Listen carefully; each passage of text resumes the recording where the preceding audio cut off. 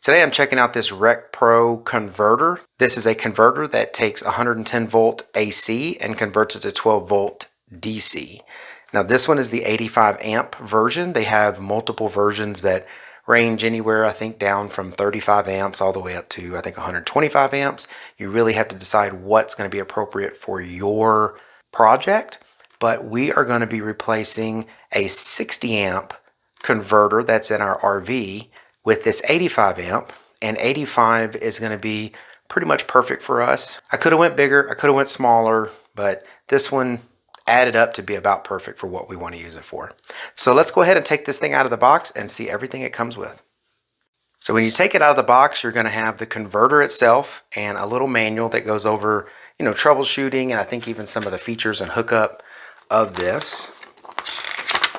So yeah, it's going to show you different statuses, what they mean, where you hook things up, how the different stages work, all of that kind of stuff, which is important. You need to really know how to hook this thing up properly. So the main reason I'm upgrading this out of our RV is because this one will handle lithium iron phosphate. It does have the ability to change your voltage. So you can do 13 volts on the top, 14.6 volts, or all the way up to 16.5 volts. So you just go in there and adjust that how you want. It's got really nice big lugs here for you to put your positive, negative, and ground on here. And it's got 4 30 amp fuses here to help you with things like if it's accidentally switch polarity, things like that. It's much better to blow a fuse than it is to burn up your converter.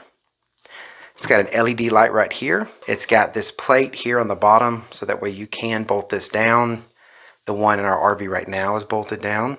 It's got a nice fan on this side and a nice hardy 110 volt power plug. You want to put this in a place where it's not going to overheat, so definitely read the cautions, read the manual, make sure you know exactly how you want to install this. Make sure you are setting the appropriate voltages for the battery types that you're putting in, and think you'll be safe. This had really good reviews. All right, so what I'm doing here is a little test of this converter before I actually go and install it in our RV. And if you read the manual, it goes through some different steps to test this. So that's basically what I'm doing here.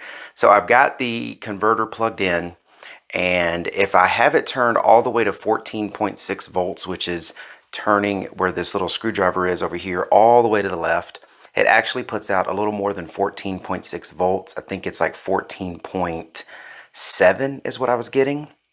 And it does say that in the manual that it's okay, it's plus or minus 0.2 volts. That would be normal. Now, my batteries, though, that I have set up all pretty much max charge at about 14.6 volts. So this probably isn't necessary, but I'm doing it anyway.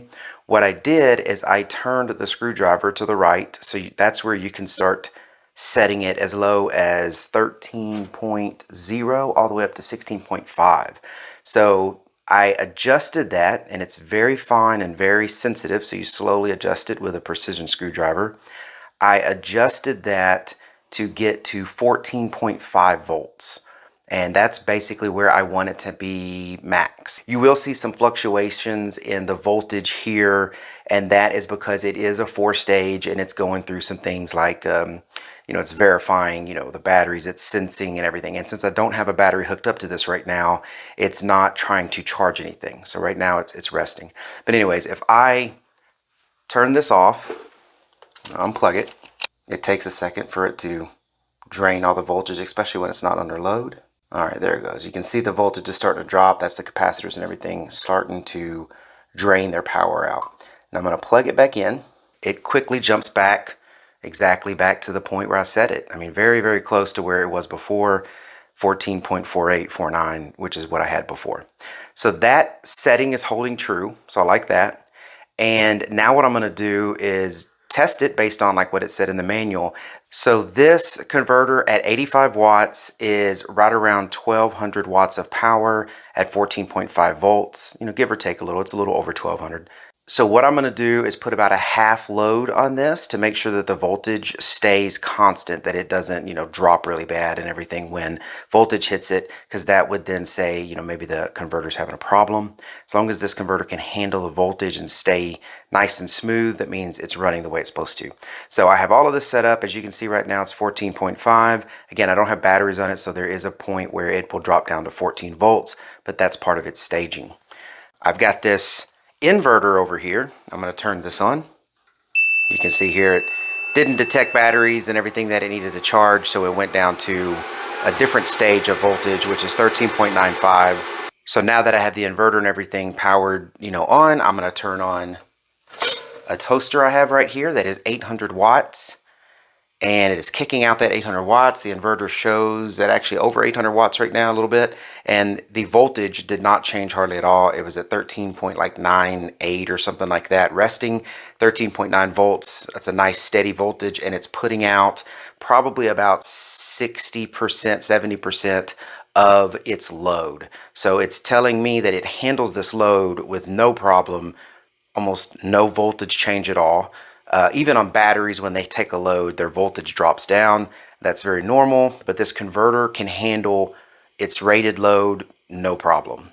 So it's at 13.9. Like again, if I had a battery on here and it was recognizing it needed to be at a charge stage, then it would probably be at the 14.5 that I set it at.